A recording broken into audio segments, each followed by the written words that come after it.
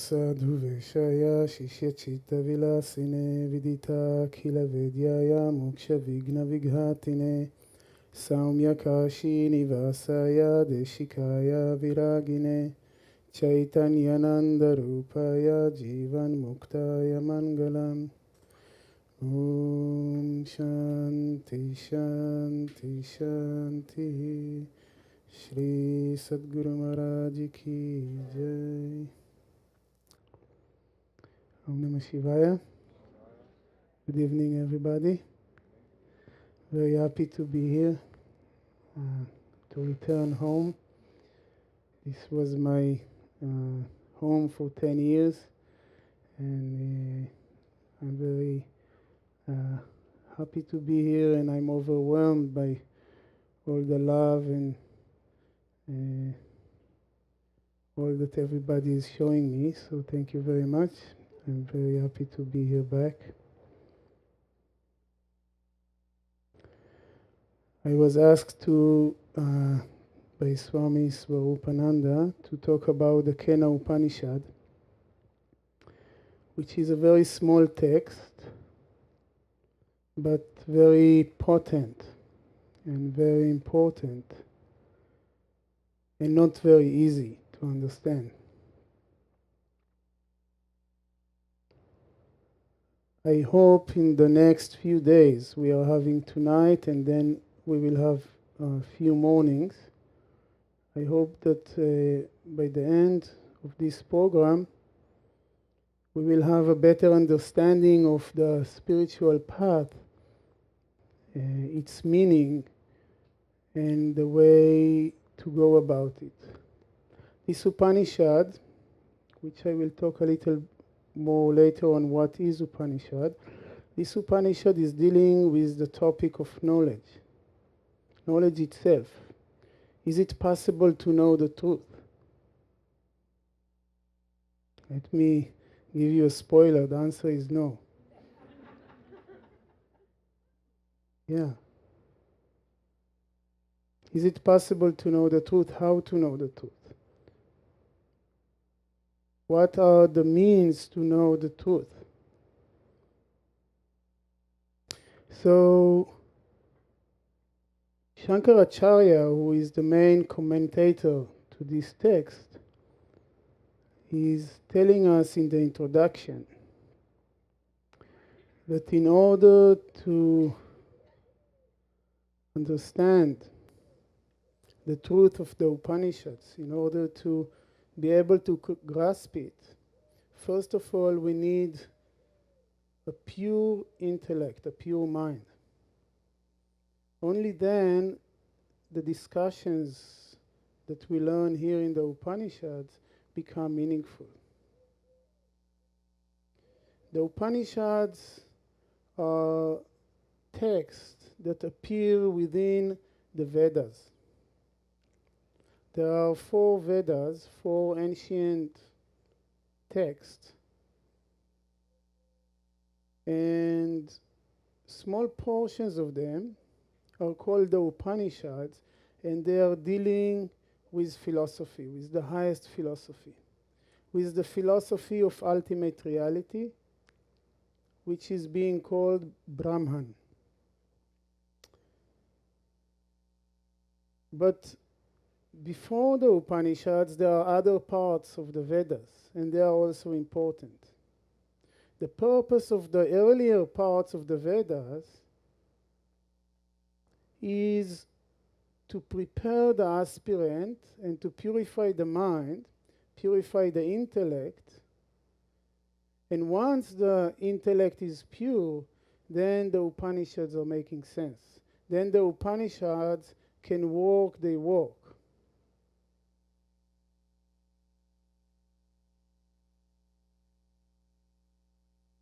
The Upanishads start when the aspirant has a strong desire for liberation. When the aspirant is ready to give up the entire world, to retire from this world and to dedicate herself or himself for the realization of the self.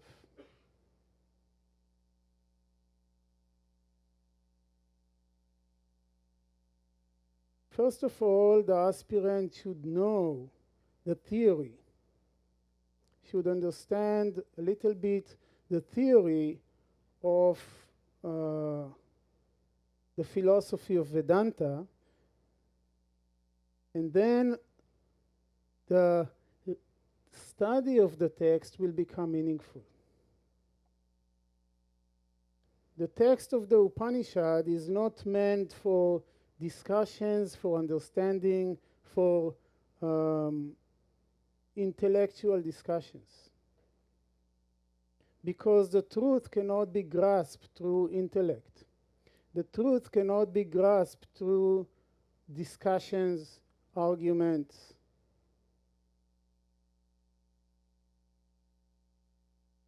Therefore, it is considered to be so difficult subject. Any other subject we know demands our understanding, our contemplation, our study, demands understanding and discussions. But here, the topic at hand cannot be grasped. It is not an object of knowledge in the ordinary sense. And therefore, the way to study the Vedas, or the way to study the Upanishads, is different. Is not through arguments. This is what we are going to do. This is what we are going to discuss, and we are going to see the difficulty. It is not easy to understand it because it is not something of the intellect. The subject matter of the Upanishad is the ultimate reality, the Brahman. So in order to discuss about the Upanishad, we first have to present this subject matter in an intellectual way. You know, though I just said that intellectually is not the way to grasp it, prior to the study, we do have to do contemplation, we do have to do study, we do have to understand the subject matter intellectually. It is called Paroksha Jnana.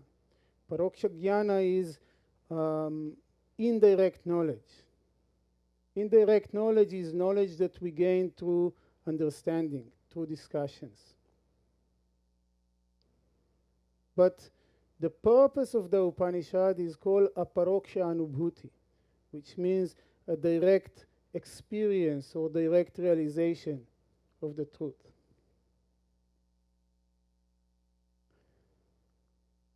The Upanishads are talking about the ground of being,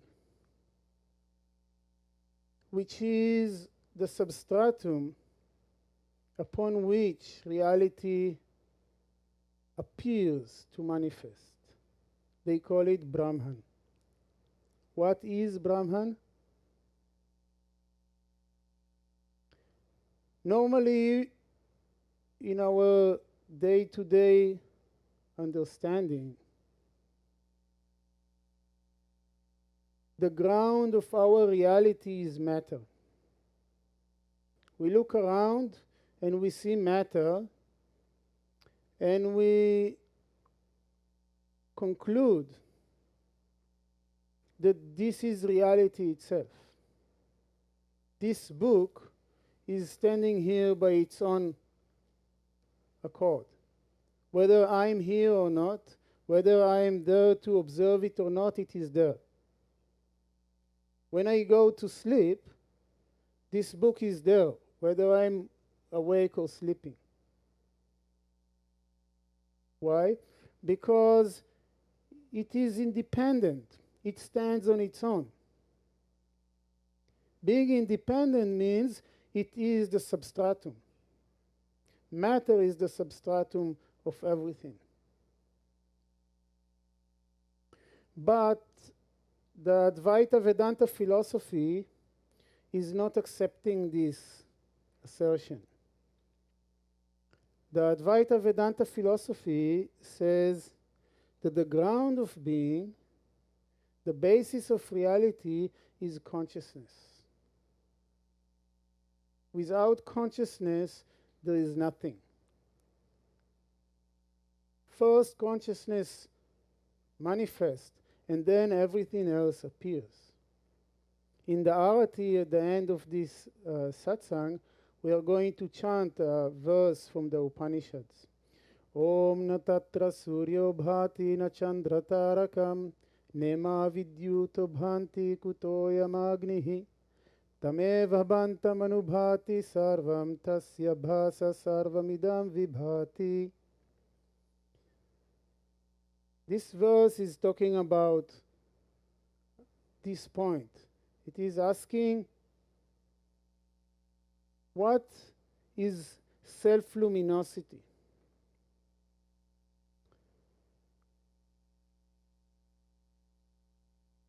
When we assume that matter is the basis of reality, then we say that the sun is self-luminous.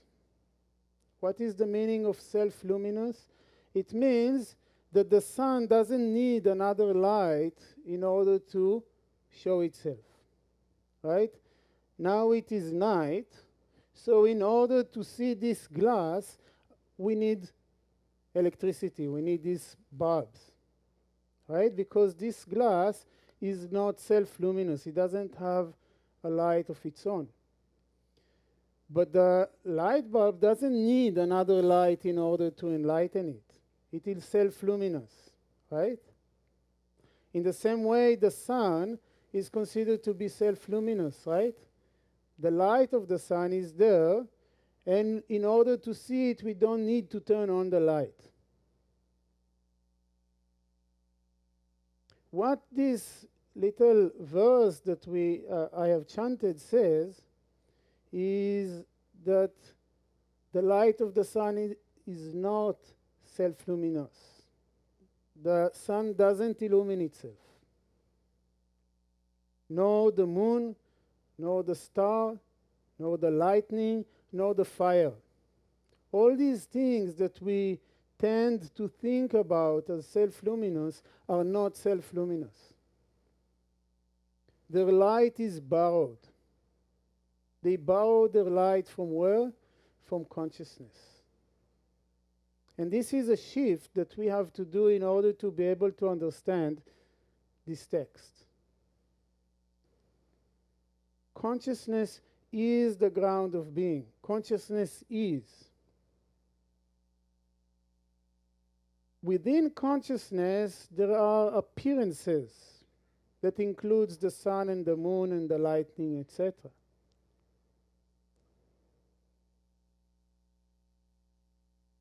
There is a famous question of a philosopher he was called the Bishop of Berkeley. He was asking, probably many of you have heard, if a tree falls in the forest and there is no any conscious being to hear the sound that it creates in falling, did it really produce any sound? And Vedanta philosophy says no. If there is no conscious being to hear the sound, there is no sound. If there is no conscious being to see the tree falling, the tree didn't fall. Why? Because consciousness is. And everything else is just an appearance. Everything else is manifestation within consciousness. Do we have any example? Do we have anything that can hint towards this? Any experience that we all have that can help us understand such a statement? Let's look at our dream world. Every night we go to bed and we fall into sleep and we have dreams, right? When we dream, our own mind, using the impressions that we gathered during waking state, is creating an entire world. Is it not? When I dream, my own mind is generating the appearances of an entire world. I see in front of my eyes the sun, the moon, mountains, butterflies, people, and many other things. All these things are coming only from my mind. While I'm in dream, I take these experiences to be real. The mountains are real mountains. The sun is there, standing by its own. If somebody comes to me in my dream and asks me, is the sun you see outside here is self-luminous? I will say, of course it is self-luminous. It is there, whether I'm looking at it or not. But the moment I wake up, I realize the entire dream world, including the sun I have seen in the dream, was nothing but the creation of my own mind. While in the dream I took it to be self-luminous. While in the dream I took it to be real and independent. As soon as I wake up, I realize it was all my own creation. It was all imagination.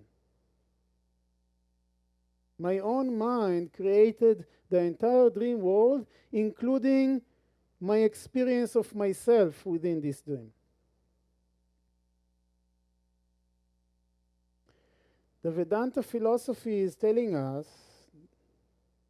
that we are living in such what we call reality is actually kind of a dream in this sense. I don't say that dream and waking is the same, because it is not. It is just an analogy, okay? But it says that the entire waking state, what we call reality, is an illusion. Actually, it is pure consciousness alone, and within this pure consciousness, there is appearance of an entire world. In reality, all there is consciousness. Just as the reality of the dream is the dreamer. Just as the reality of the dream is the dreamer, the reality of what we call reality is pure consciousness. That pure consciousness is being called Brahman. This is the Sanskrit word. It comes from the root bri, which means to grow.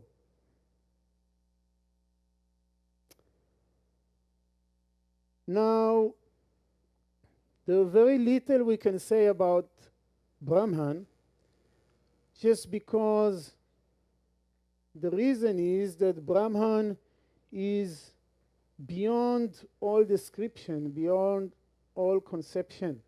Whatever we are going to say about it, we are going to be off.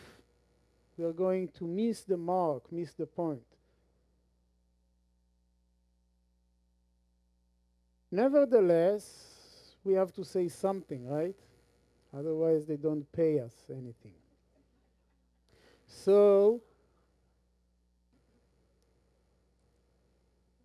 the Upanishads, talking about Brahman, use the term Satchit Ananda. I know we have a TTC group here in the third week, so you already know all these terms, right? Whatever we have discussed.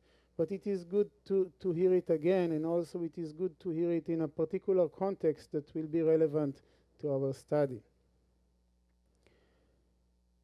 Sat means that Brahman, that ultimate reality, is real. Is real, it is. it is in contrary to asat. Asat is something which is not real. In the Bhagavad Gita, Lord Krishna defines sat. He says, Na sato vidyate bhavo, na bhavo vidyate sataha, ubhayorapi drishtonta tvanayostattvadarshibhihi. Na asato vidyate bhavaha. Something which is not real cannot ever come into being. Na bhavo vidyate sataha. Na abhavo vidyate sataha. Something which is real can never go out of existence. Ubhayor api drishtonta tvanayos tatvadarshibhi. The truth about these two has been perceived by the seers of knowledge. This is what Lord Krishna says in chapter 6, I believe. Sorry, in chapter 2, verse 16. Now, what does it mean? Basically, it means that if something is real, it must be real always, at all times. If something exists, it can never come out of existence. On the other hand, if something doesn't exist, if something is unreal, is asat, that something can never ever come into being. This is the definition of sat. And this is a very strange definition. If you followed what I said, it sounds very strange because what it says, I have a glass in my hand, right? Now, Krishna says, if I have a glass in my hand, it should always be there. But we all know that if you go back 1,560 years back, this glass was not there, right? Probably. And in probably a couple of weeks or more, a little bit, it will break down, right? It will melt. It will turn into something else. So, Krishna says, if it is there now, it must have been there in infinite past, and it must remain here for the infinite future. And if it is not there in any time, if it was not there before, even now it is not here. This is what Krishna says. Sat is something which is true, existing at all times. Now what about this glass? Is there a glass here in my hand? Is there really a glass here? Krishna says no. There is no glass here. I'm not holding a glass. Why? Because there is no such a thing as glass. Glass is an idea. What I have here in my hand is just plastic. It's just a lump of plastic, but this lump was heated and was shaped in a particular form and given a particular function, and now we call it a glass. And when it is called a glass, I can drink water out of it, I can do all kinds, I can put some flowers, I can do all kind of stuff with it. But truly, what I'm having here is only plastic. It is just a piece of plastic. Right? So even as I have it, even as I'm having glass in my hand, it is not a glass. It is just plastic. And in relation to the glass, the plastic is eternal. Of course, plastic is not eternal. We will see later on. But in relation, when I compare the glass with the plastic was there before the glass. The plastic is here right now when I call it a glass, and the plastic is going to be there when it breaks down. So even as I hold it, it is not glass. Where is the glass? Glass is an idea. Glass is in my mind. You see? What about plastic? is just the same. Do I have plastic in my hand? No. Plastic is just a modification of oil, I don't know, of some stuff, right? They make it out of oil. So even plastic I don't have in my hand. Do I have oil in my hand? No, because oil also is bio something of some plants that were living some millions of years ago or whatever. It doesn't matter. What I'm trying to point is that everything within this reality, wherever you look around you, all you see are representations of something else, are names and forms given to something else. This is a cloth. Is it a cloth? Is there such a thing as a cloth? The answer is no, because all I have here are threads, right? These are threads that are arranged in a particular manner, and we call them cloth, but it is just threads. And these are not threads, because threads are what? They are just a combination of some fibers. And you can go further and further, and you can go, you can go on, and you can look everywhere around. You will never find anything which stands by itself. But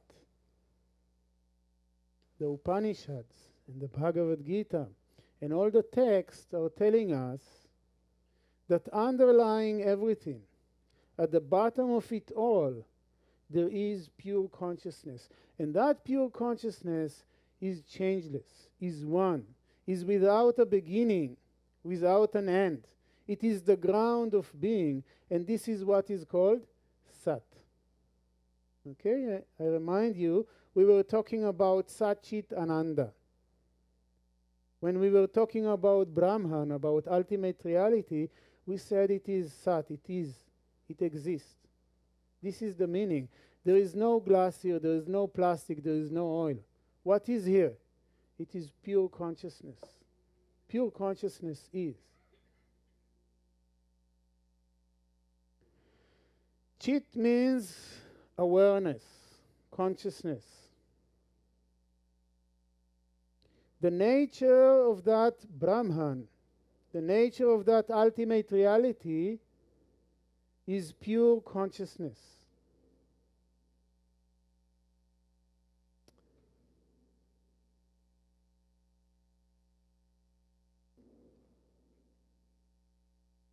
When I look around, I see objects. Everywhere I look around, I see objects. To these objects, there is a subject. There is the knower. The subject of these objects is me. I am the knower of all these objects. The nature of the knower is consciousness. I repeat, the nature of the knower is consciousness. The Upanishads are telling us that consciousness, which is the self, is the very nature of Brahman. That consciousness, which is the nature of Brahman, is self-luminous, is self-asserting. When I want to know an object, I need to prove it. I need to analyze it.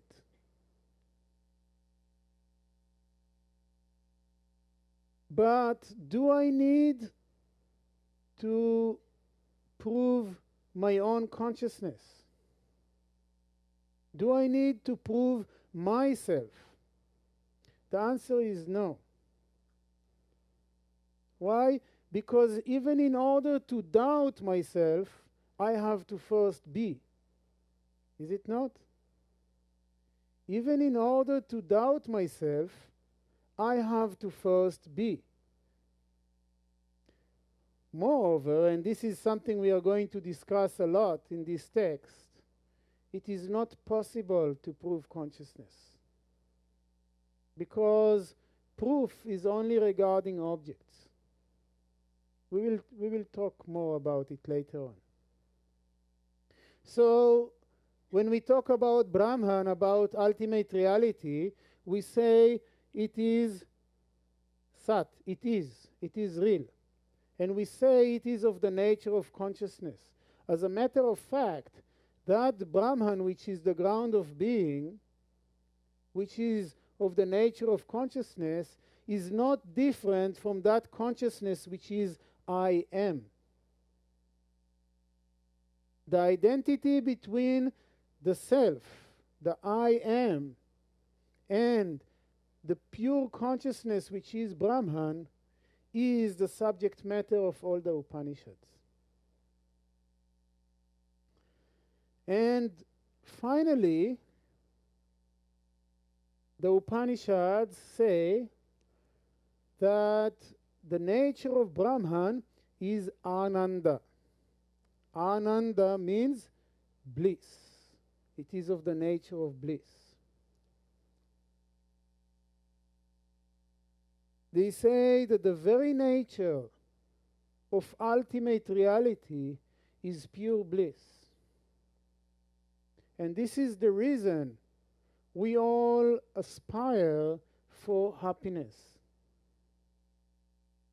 Because happiness and bliss is our very nature, consciously or unconsciously, we continuously seek that nature which is ourselves.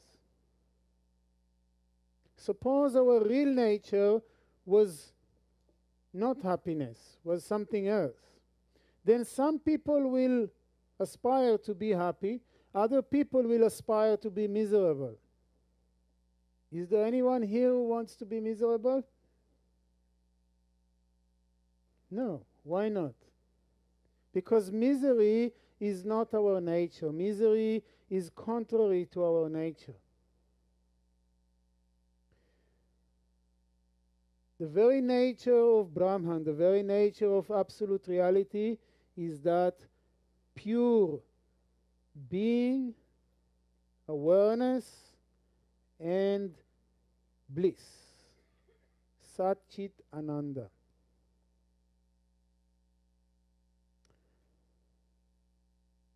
The Upanishads are telling us that because of ignorance of our true nature, because of our misidentification with the body and the mind, rather than realization of our true nature as the Brahman, the absolute reality, we are subject to suffering. We are subject to pain. And they say that the realization of our true nature is the end of suffering. And this is something we hear often maybe, but we forget it so fast. We forget it so fast, and we go back and continue to run after meaningless things. This is the tragedy of our lives. That instead of enjoying our true nature as Satchit Ananda, instead of bathing in the ocean of bliss, which is our true nature, we are constantly suffer due to our own ignorance. In all spiritual life, all spiritual quest is only about this, coming to the end of suffering. The Upanishads are the texts which give us the key for this knowledge. But before the Upanishads can give us this result, we have to undergo a process of purification. As a matter of fact, all we do here, karma yoga, asanas, pranayama, meditation, chanting, devotion practices, everything is part of the purification process. It's all meant to purify the heart and prepare it for the knowledge.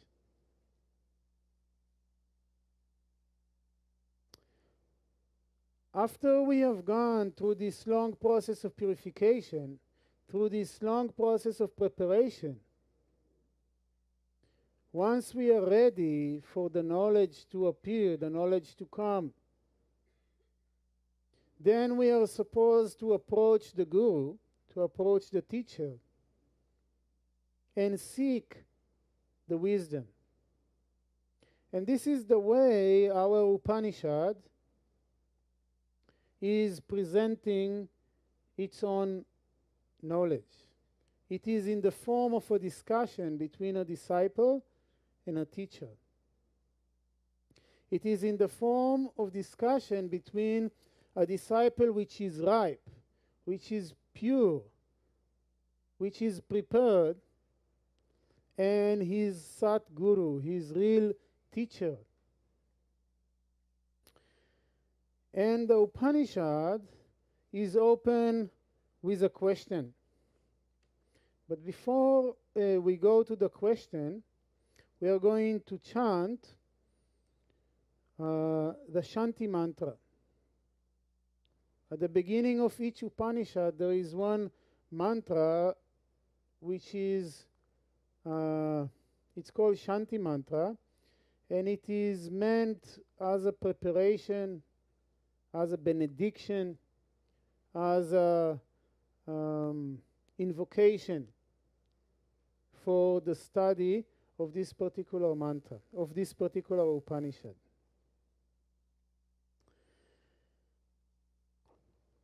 Om apyayantu mamangani vak pranaschakshushrotramato balamindriyani cha sarvani sarvam brahma upanishadam maham brahma nirakuryam mama brahma nirakarot anirakaranamastu anirakaraname astu tadatmani nirate ya upanishadsu dharmaste mai santu te mai santu.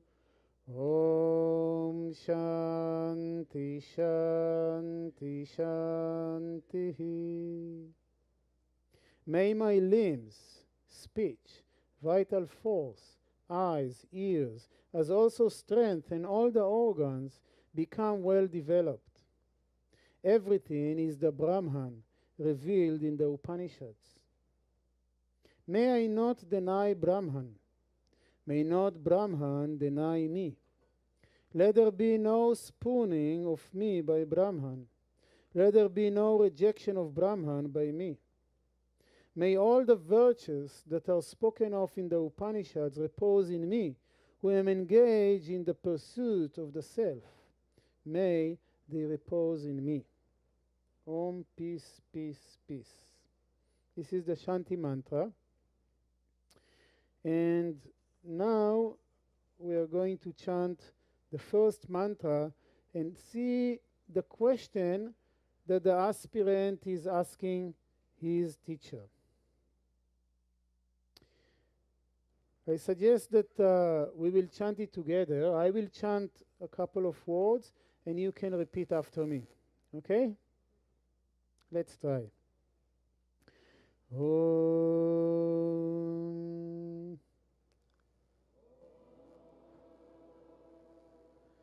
Kene Shitam Patati Preshitam Manaha Kena prana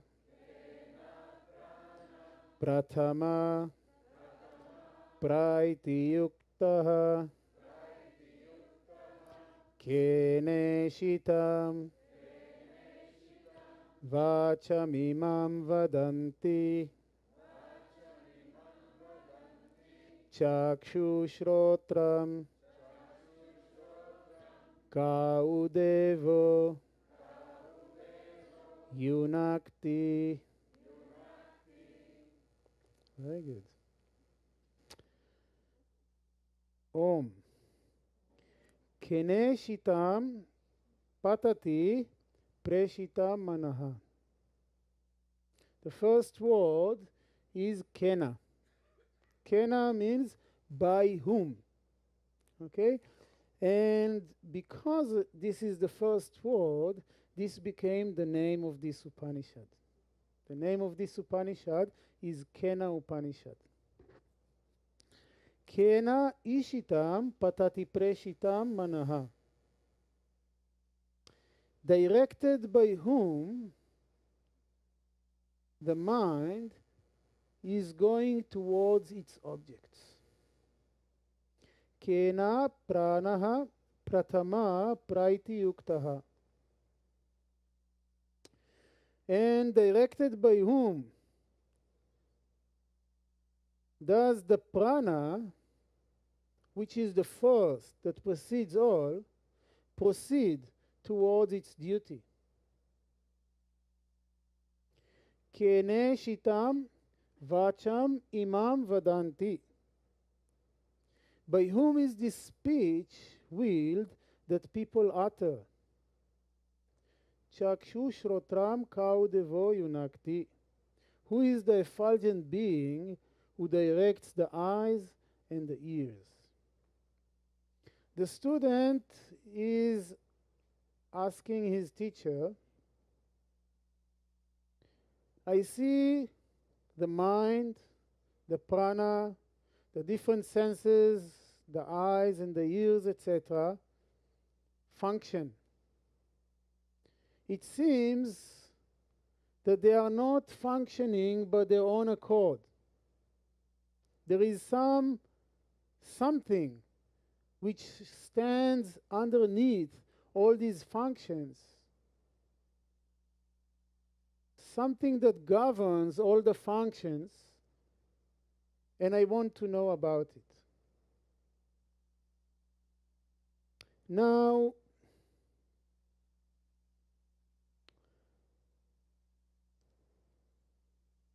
this disciple, this student, already knows the basic philosophy of Vedanta. He is a very advanced student, he has learned. You will see later. He already understands, he's almost realized. But still, he has not completely, fully realized his true nature. He knows very well the theory, the philosophy, but he needs the final reassurance. He needs the final guidance of the teacher in order to realize.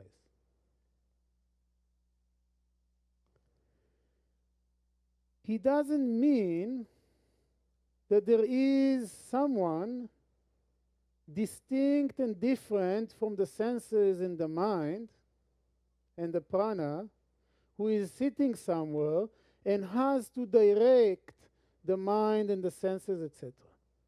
This is not the understanding. This is not his question. He is not asking about some entity which is somewhere, because he knows that there is no such a thing. On the other hand, he realizes that the mind, the prana, the senses in themselves, as their objects, are inert. they don't have consciousness of their own. And this is something a little subtle that we have to understand very well. The mind appears to be conscious. The mind appears to be free to think its own thoughts. The mind appears to be independent of everything else and have consciousness of its own. But if we analyze the mind and we study it, we will see that the mind is made of thoughts. Thoughts are coming and thoughts are going. And sometimes there are no thoughts at all. If the mind was endowed with consciousness of itself,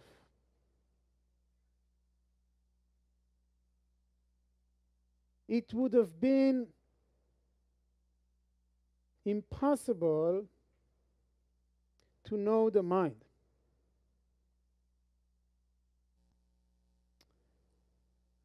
It's a little subtle.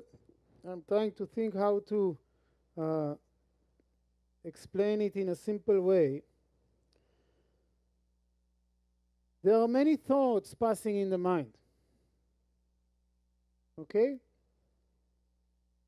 At a single point, at a single moment, the mind can hold only one thought.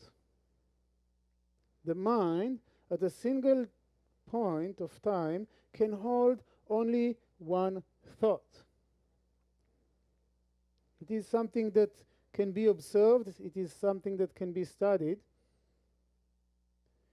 The mind has a great capacity to oscillate very fast between different thoughts.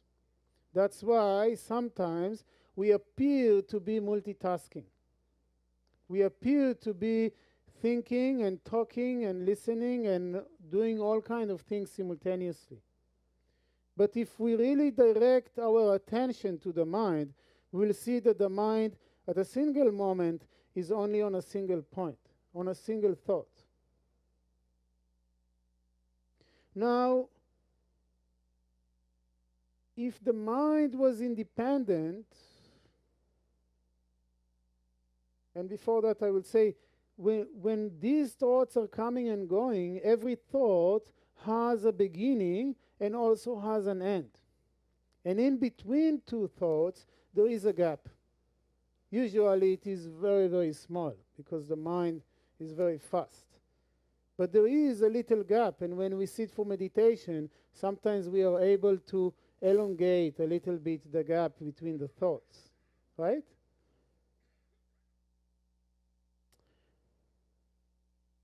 So, a thought is coming, like a wave, is coming up into the surface of the mind. It exists there for a while, and then it subsides. It goes away, right? And then another thoughts come up, exist for a while, and goes. This is the way thoughts function in the mind.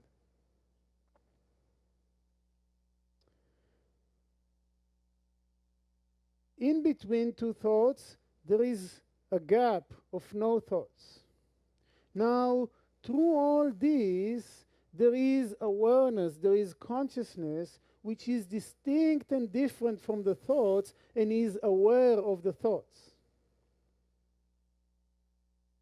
That consciousness is separate, is different from the mind.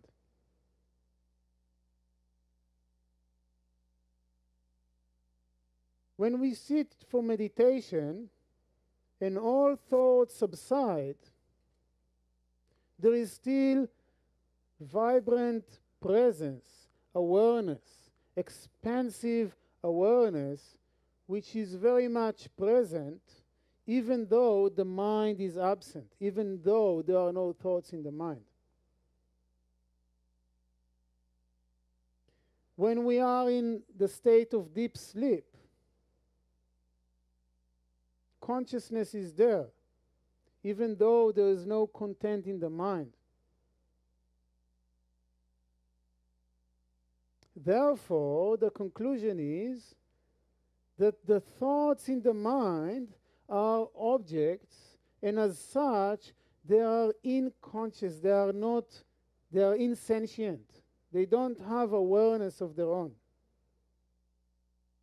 I don't know if I have made myself clear, but the bottom line, what I'm trying to say, is that the mind doesn't have an awareness of its own. The mind is inert. In the same manner, prana, the vital force, is energy. Energy is not conscious. Energy is not aware of itself. Electricity is energy, and electricity doesn't know itself. But I know. In the same way, the senses, they are objects of knowledge. But themselves, they are inert. They don't have consciousness of their own. And therefore, the student, realizing this, is asking his teacher, I see the mind, the prana, the senses, and I realize they are inert. I realize they are not conscious of themselves. And therefore, there must be something underlying, which is consciousness, which is awareness, and that I want to know.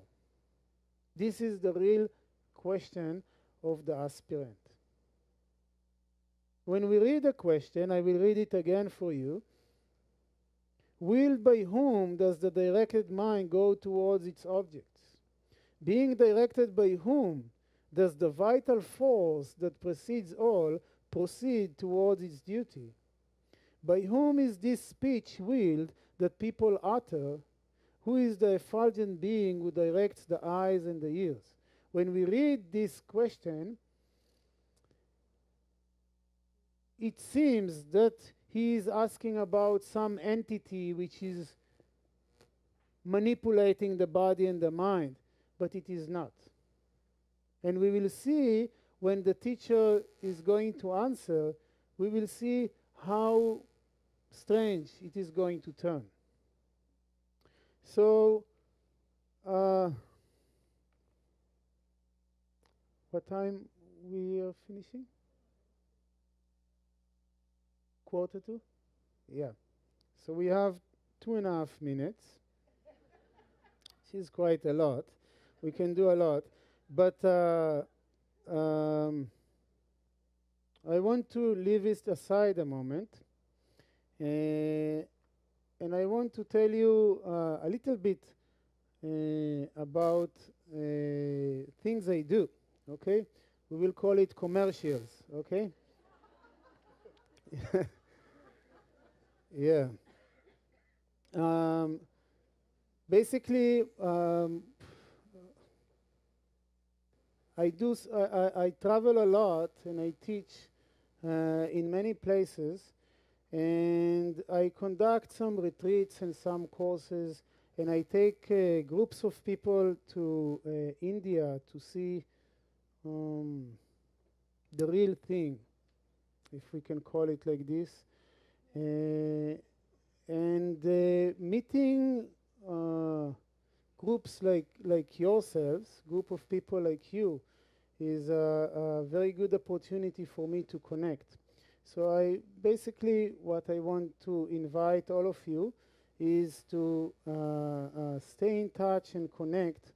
And I'm going to leave here some flyers, and I'm going to leave here a contact form. Anybody who is interested to learn a little deeper or to come to India and see some very special places is welcome to join in and connect with me.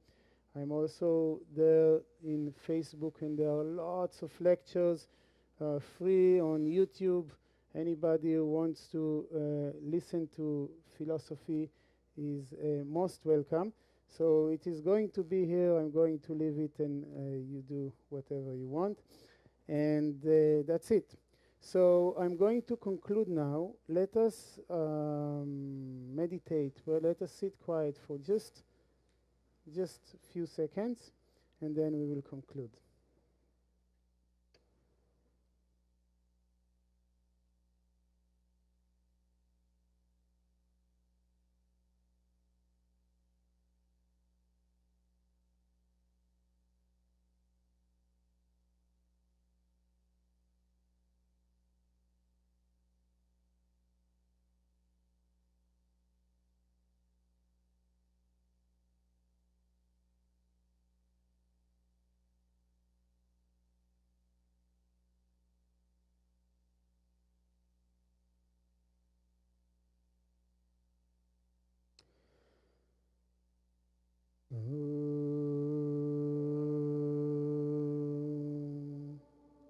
Purnamada Purnamidam Purnat Purnamudachyate Purnasya Purnamadaya Purnameva Vashishyate Om Shanti Shanti Shanti Shri Sadguru Maharaj Ki Jai.